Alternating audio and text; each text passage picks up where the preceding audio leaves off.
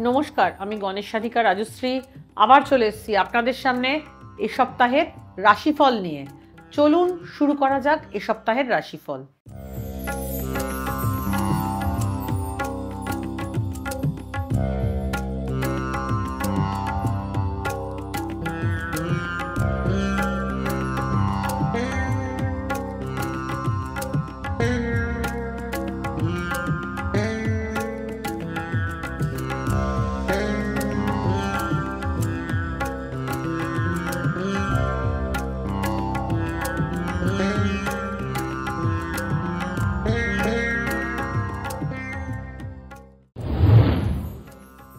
মেষ রাশি।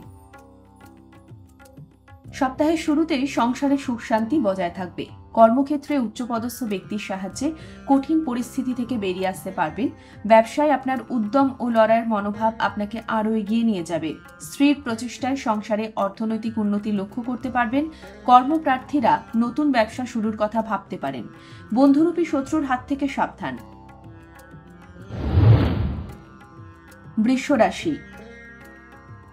গ্রহ সন্নিবেশ অনুযায়ী এই রাশির জাতক জাতিকাদের আর্থিক অবস্থা মোটামুটি ভালোই যাবে।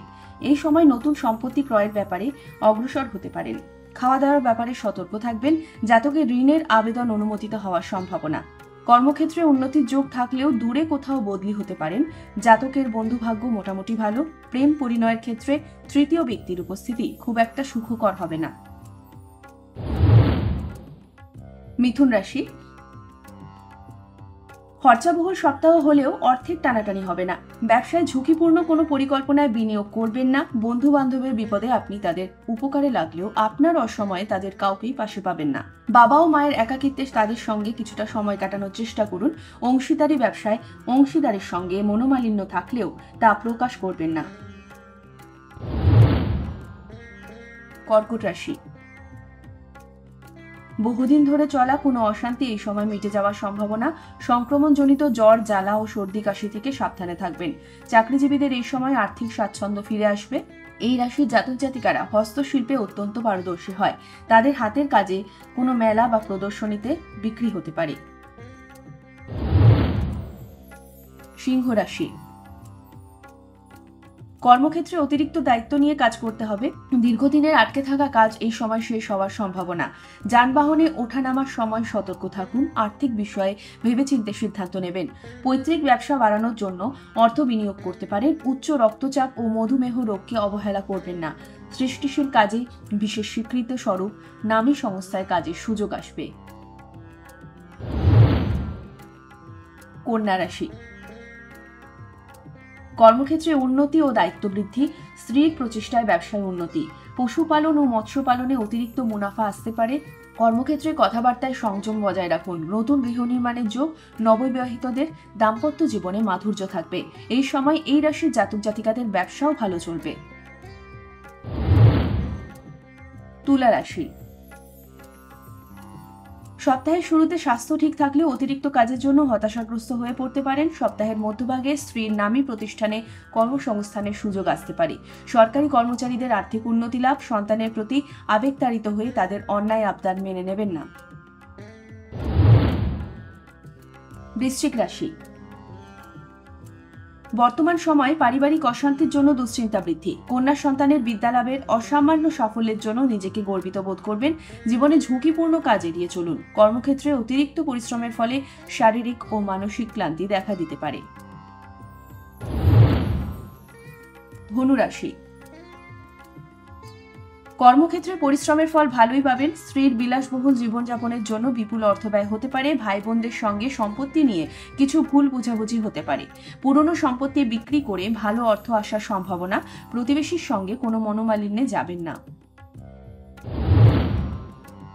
মকর রাশি। সপ্তাহের শুরুতে আর্থিক চাপ থাকলেও পরের দিকে এই সমস্যা থেকে বেরিয়ে আসতে পারবেন। কর্মক্ষেত্রে দায়িত্বজ্ঞানহীনতার জন্য উচ্চপদস্থ ব্যক্তির কাছে অপমানিত হতে পারেন। অসময়ের জন্য অর্থ সঞ্চয়ের চেষ্টা করুন। সন্তানের উচ্চশিক্ষার জন্য অর্থের সংস্থান হয়ে যাবে। কুম্ভ রাশি। বেসরকারি কর্মক্ষেত্রে কর্মরত জাতক জাতিকাদের এই সময় চাকরি পরিবর্তনের চেষ্টা করা উচিত। সন্তানের পড়াশোনার পরিবর্তন লক্ষ্য করা যায়। স্বাধীন পেশার সঙ্গে যুক্ত জাতক জাতিকাদের জন্য সপ্তাহটি শুভ। ব্যবসায়ীরা তাদের ক্রেতাদের সঙ্গে কথাবার্তায় ভদ্রতা বজায় রাখুন। মীন রাশি। মীন রাশির ব্যক্তিদের এই সপ্তাহটি খুব একটা ভালো যাবে না। অর্থহানি হতে পারে, তাই আগেই সাবধান হন। বেশি খরচা বন্ধ করুন। গাড়ি চালালে সাবধানে চালাবেন, কারণ বড় দুর্ঘটনা ঘটার সম্ভাবনা রয়েছে আপনার। নতুন ব্যবসায় বিনিয়োগ করার আগে বারবার ভাবুন। দাম্পত্য জীবনে অশান্তি লেগে থাকবে আপনার। কর্মক্ষেত্রে মাথা ঠান্ডা রেখে চলার চেষ্টা করুন। সর্বশেষে একটা বিশেষ বক্তব্য, দশা ও অন্তর্দশা না থাকলে রাশিফল অভ্রান্ত হয় না। শুধুমাত্র রাশির উপস্থিতিতে যা গোচর ফল তা আংশিকভাবে মিলবে।